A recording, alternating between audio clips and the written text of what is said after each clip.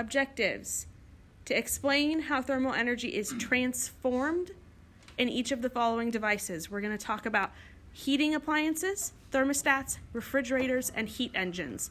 All of these involve thermal energy in some capacity, and they are either transforming an energy into thermal energy or transforming thermal energy into something else, or sometimes both. Okay? We're going to be starting with just a short discussion of thermal energy itself. Okay? Because thermal energy isn't super useful on its own. The only real thing you can do with thermal energy is cause something to heat up, which has its purposes, which we'll discuss. But for the most part, thermal energy needs to be transformed into a different type of energy in order to do useful work for us. Fortunately, it is energy, and energy can be changed in between types. Thermal energy is usually transformed using some kind of machine. Some machines even transform other types of energy into thermal energy, and then that energy can be used to do useful work.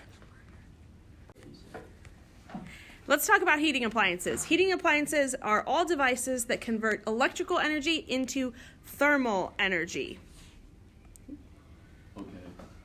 Examples: curling irons, coffee makers, clothes irons. Anything where you're taking thermal energy and turning it into taking electrical energy and turning it into heat energy, which you will notice that pretty much every electrical device that exists out there converts at least some part of its energy to thermal energy. So if you have a desktop PC computer that you have to have fans in it because it will overheat if you don't, because all that electrical energy that's getting used in there, some of that is getting converted to heat. If you've ever used your cell phone for too long at one time, you'll notice it gets hot in your hand. Same thing for a laptop. Okay? They heat up because some of the electrical energy that they're using is changed into thermal energy. Heating appliances take that to the max. They try to make as much of that electrical energy into thermal energy as possible, and then they use that thermal energy to accomplish a task for us. So these are making use of the one thing that thermal energy can do, which is impart thermal energy to other objects and cause them to heat up. Okay? Thermostats are devices that regulate the temperature of a system. There are lots of different things that contain the thermostat, but the thermostat that you are familiar with is probably the one that controls the furnace in your home. So if you have a furnace that keeps your house at a certain temperature, it is employing the use of a thermostat. The thermostat is what tells your furnace when to turn off and when to turn on.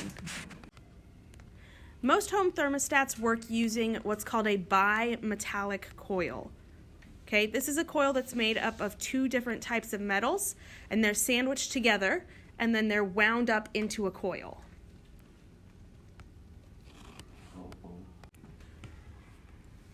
Most thermostats work by having the room heat up, and they take advantage of expansion and contraction. So the metal that's on the outside of the coil is going to expand more than the metal that's on the inside of a coil.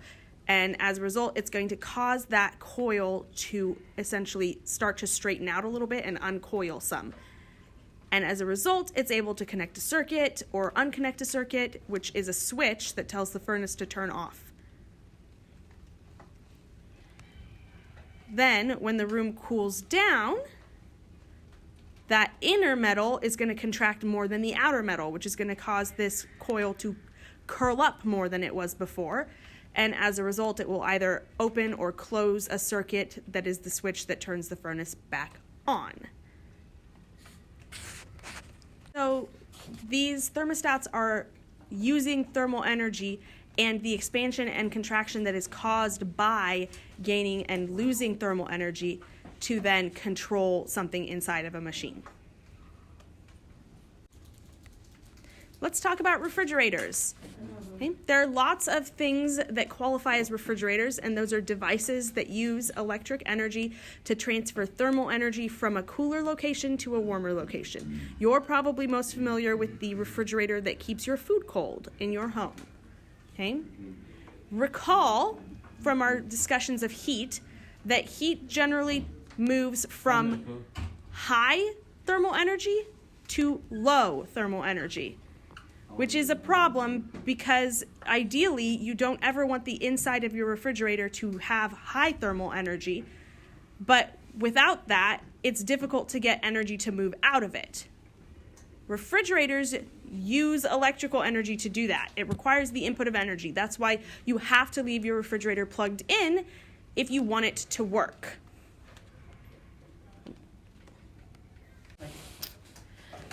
Refrigerators function by having pipes in them that are filled with a fluid called a coolant. Coolants are... You can find coolants in vehicles, but these coolants are designed to be able to be vaporized, essentially. As coolants flow through pipes, energy from the refrigerator is transferred into the coolant, and then by using electricity and a compressor and a vaporizer, essentially, the refrigerator is able to manipulate the thermal energy of the coolant. So, if you'll recall our discussion of thermal energy being potential and kinetic, okay, by changing the state of matter that the coolant is in from a liquid to a gas, refrigerators are able to make it so that it has greater thermal energy when it's outside and therefore heat leaves it. And then they use a compressor to compress it back down into a liquid, which causes it to have a lower thermal energy as it's pumped back through your fridge, where it then energy moves into it from the fridge, and then the process is repeated. But the vaporizer and the compressor require energy to do their job, which is why you need electricity. What we're going to do now is we're going to do a small lab, okay, to determine if thermal energy can be used to do work. Please remember that work is force applied over a distance, okay, so it's going to cause motion to happen. What you're going to do is you're going to take one of these 100 milliliter beakers that are sitting back here next to the hot plates, and you're going to put 10 milliliters of water in them. Please do not put more than 10. Our goal is to heat these so that some of this vaporizes, and if you put a lot of water in there, it's going to be difficult to get it to vaporize. Okay? Then you're going to take your small square of aluminum foil and you're going to put it over the top of the beaker. Then you're going to put that beaker on the hot plate, and the hot plate is already on, so it will start to heat it. You need to observe what happens and write it down, and then you need to answer these two questions. I'm going to set us a 5-minute timer and then check in to see if we need more time. Okay. What did we observe happening? When the water started to boil. As the water boiled, it's supposed to create steam, which pushed the tin foil. Some of you, it moved it more than others. So, if the steam from the thermal energy moved the foil, was work done? Yeah. No. Yes. And was the thermal energy transformed into another form of energy during the experiment? Yeah, kinetic. We had one that worked a little better in the other group. But a couple of them were about the same level of good, so. All right, let's talk about our last machine, a heat engine, okay? A heat engine is a machine that converts thermal energy into mechanical energy. Okay, what you just created was a very simple heat engine where the thermal energy created steam and that steam moved an object. Most vehicles nowadays are powered by more complex heat engines that use fuel instead of steam to accomplish their jobs. Were those steam trains back in the day? Steam trains did use steam to move mechanical pieces, and they converted thermal energy into mechanical energy. Yep. All steam-powered things functioned roughly the same way.